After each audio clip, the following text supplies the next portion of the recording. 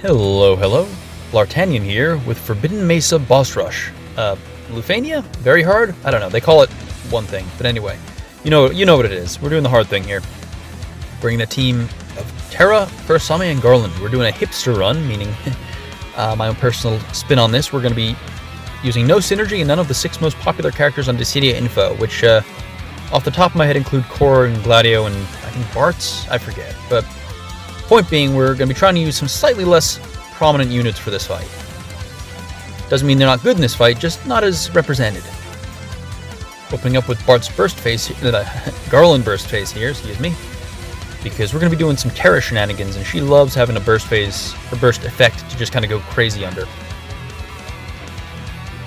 It's actually funny, I lucked into the Terra burst weapon on the triple BT banner that rolled around recently. I say lucked as if I didn't just spend a bunch of gems on it, but I got the burst phase, burst weapon. Christ. Okay, fuck. Words are hard. Sorry, I'm back. I'm getting back into this whole commentary thing. My goodness. What I'm trying to say is, got the darn thing, and I'm not actually using it here because for Terra, I find it's just best to give someone else the burst weapon and let Terra go nuts with it. You're going to be seeing her basically just dealing maximum double HP damage every turn. And of course, before we forget, be sure to hit that like button, hit the subscribe button. I know it's a bit of a meme, but it does help in terms of kind of supporting the channel, helping it grow, kind of spreading the word, and it means a lot to me, so I'd appreciate it. Now then,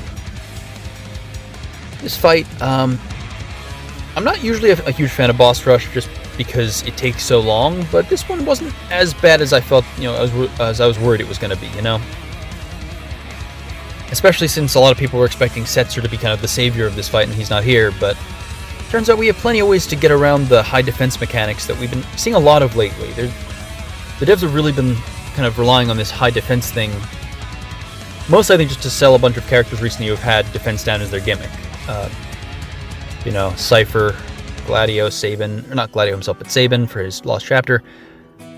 Now Tidus, we're just seeing a lot of defense stuff, which is kind of neat because it's making defense a relevant stat again, which is kind of cool. I have no problem with that, but I think it has been tripping some people up. So as you can see, we're just kind of going nuts here, using Terra to try to blast through these guys as much as we can before the next phase. It's kind of a tricky place to be because we obviously are going to be on the next wave a little nervous about that orb. Because there's a bit of a, you have to do a bit of a kind of, how do you put it, there's a cognitive dissonance, let's say, with the first and second waves, because the first orb is used 3 turns, so he's like, okay, turn stealer dudes, Terra, Tidus, delay, 0 boss turn. This wave, once they go below 80, they need to have their damage to you reduced by a buff. So, you shield, Warrior of Light, Hope, Core, Gladio. And that means you have to let them take turns, which usually goes against the team you were just using. In some ways, it's actually easier with a non-synergy team in the first wave, like I used there, because I'm not going to have to pull them out early. I just get to, use them until they're ready to go. But it was kind of funny to think about. We're going to be trying to take get as much free damage as we can in here, so we're going into the summon. We're going to be pushing them back a little bit with it, but hopefully not so much that the orb's going to be an issue. Enjoying Kurosame here for that tasty enchant and peril HP damage up combination. Really kind of appreciate how he is in the main party, I gotta say. He's actually a lot better than maybe we were thinking he was going to be. Without the burst effect, you can see there Terra is not dealing quite as much damage as she used to, so I'm glad Garland was here to give us most of his burst effect for the fight. And with that, time for the next team. So this team has a very different approach. We're bringing Warrior of Light, of course, to keep us safe, because we love hiding behind shields. I'm bringing Trey as our main source of damage here, because Trey is amazing on Boss Rush. He has a bunch of off-turn damage, doesn't take many actions, provides a lot of damage without taking many actions, which is perfect for this kind of fight. The insta-breaks will be handy too, because his bosses actually show up for the third wave, and they have that insta-break shit that they do. Our third party member here is Rosa, who I was surprised to find myself using, but some girl in the TCC Discord, or Somegi on YouTube, whose channel I will link in the description, pointed out just how awesome Rosa is when combined with off-turn damage units, because look at that refund. Well, okay. Part of it's his, his own kind of thing from battery, but basically, because Rosa's giving that mini Camelot call on everyone, the 50% HP damage up is Brave refund, that's a ton of free Brave that Trey's just going to get access to throughout the course of this fight. It's similar to Iroha in a lot of ways, but frankly, Rosa brings much better auras than Iroha does. So as far as calls go, we got our Kurasame, we got our Ferris, the usual, of course. We also have a Laguna call there, because the second and third and fourth, basically all of the waves beside the first, have insanely high defense. And I wanted a way to kind of quickly, without using Tidus call, of course, drop that defense without using as many debuff slots as Ferris has, because I wanted a little bit of flexibility. I am going to be bringing Ferris for different parts of the fight, but this way I get to kind of keep the defense down on this wave without having to dip into Ferris call and potentially push off real estate that I would have wanted to use for other debuffs. Also, I recently purpled Laguna in order to use that call, and I wanted to take advantage of it. That's a good example, though, of keep in mind that for the most part, LG calls are the way to go because you get to double dip and they tend to be more powerful, but there are a few good base calls out there that are worth thinking about. I mean, a lot of us know about Rude, of course. Rude is great. XDef has a pretty unique niche because of his gravity and Curse being a pretty good debuff. You'd be surprised how many decent base calls there are out there if you look a little bit. I can't say they're always going to be better than an LD call. I think in general LD calls are going to be superior, but just keep in mind the different resources you have available to yourself. You may be surprised with what you can cook up. Case in point, I did not honestly think I was ever going to actually use Rosa for serious, and here we are in a self-imposed challenge run using her. It's funny, the third team isn't using a burst weapon, and no spoilers, but I completely forget that my Warrior of Light has a burst, so I end up not using it. So if maybe I could have gotten away with a no burst run, but using burst with Terra like that just feels so good. This is, again, it's a self-imposed challenge, and I happen to enjoy using burst weapons a lot, so that's going to be part of the game for me, is enjoying using that tool. Oh yeah, summons. Brother's in the first one because it has a delay built in, and Max Brave Up is good. Diablo's here for the shield. I think we use Ramu in the third wave because Max Brave Up and HP damage cap up during the summon, and Ramu's cool, I guess. I think right now Ramu is probably my favorite summon. I feel like I use him almost every fight because that Paralyze is so good. Anyway, the reason I'm summoning here is because I see they have one turn left on that defense down debuff. And so I want to try to get as much damage in right now as I can without that defense down falling off. Because I don't want to have to obviously double dip now because we're going into another wave after this. So the thinking here is we just defense... While they still have the defense down on them, we're going to try to get as much damage in as possible. Obviously, you can see here they're going to be taking a few turns, but it's okay. I don't use Trey that often, but I find in general the priority for him is you want to get the LD buff on them, and I kind of prefer actually getting his base skill damage taking before prioritizing his EX. Although the EX has a Brave damage up, I'm not sure. Trey experts, if you want to let me know how you play Trey in the comments, I'd be happy to hear from you because I might learn something from it. It could be good for me.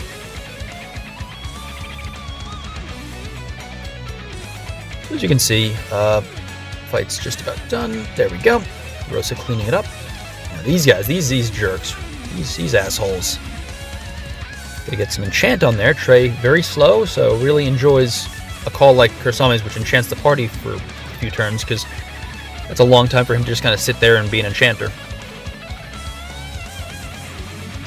See here, I use Shining Shield because I didn't want to put the lock on them. My hope was I wanted to try to get the Trey EX debuff onto them. So I wanted to kind of keep the room for that without using the lock. We'll see if that works out for me.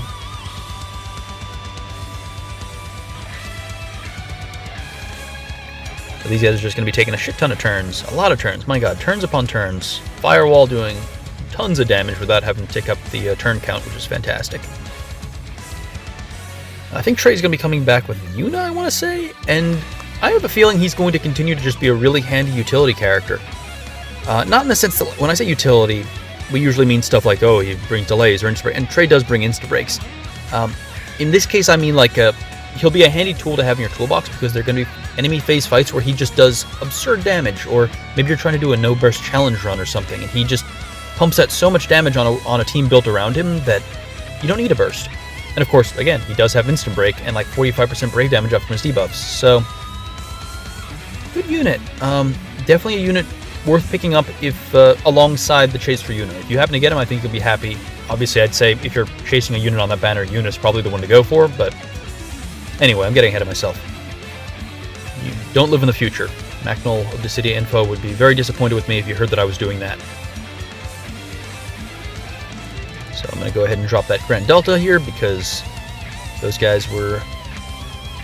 yeah, they're scary looking yellow auras, and I wasn't sure what it did. Got 2 turns left. This one we're just trying to throw out as much damage as we can before we are on to the next wave, which is why we're going to go ahead and finally use that LD to get max HP damage. And Rosa is going to bring us home right here.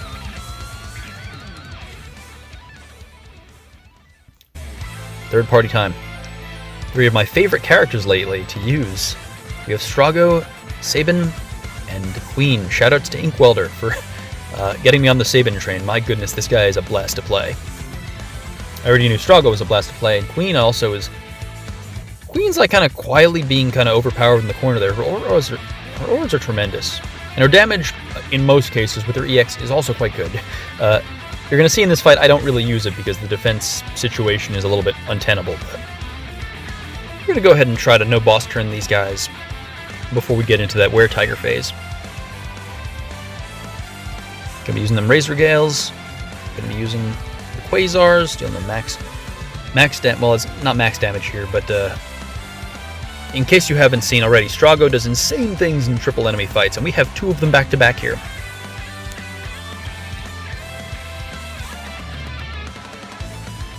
We are also taking advantage of Shantoto Call, because I picked up her LD and that triple BT banner as well, which I'm hoping to prove to be a useful investment. It was quite handy here, I will say. Right, these guys are gone. I can even refresh this EX buff. That's terrific. And that's great because these Were-Tigers have some interesting situations. That last wave didn't have an orb, as you probably knew. For these guys, they have a ton of defense, and the requirement is to deal, or is for them to take over 10,000 brave damage, 100,000 brave damage. I forget. They have to take max brave damage basically, despite those defense increases they have.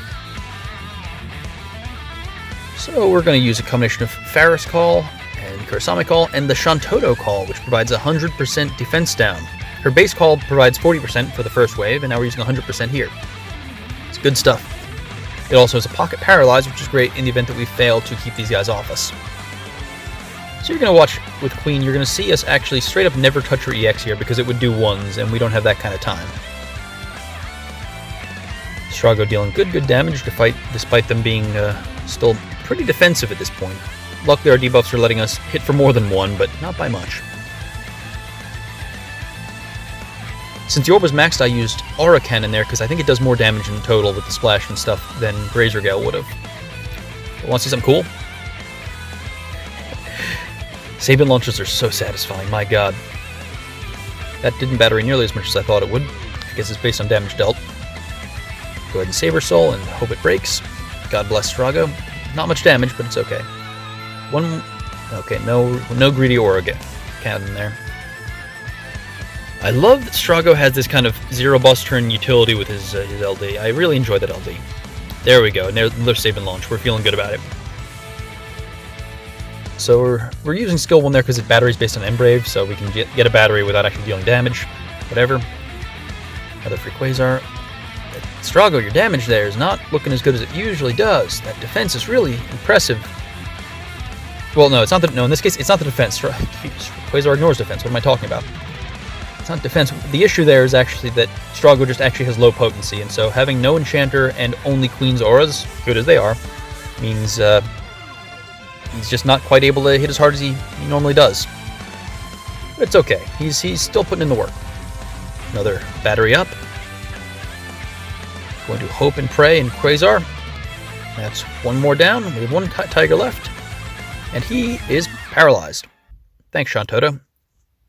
Now let's try to close this out. into the back you go. And there we go. Queen taking out the last were-tiger, and that's Boss Rush 5, no synergy, and none of the 6 most popular characters. Hipsters, yay. I hope you enjoyed the video. Thanks for watching, and I'll see you in the next one. It's good to be back. Adios.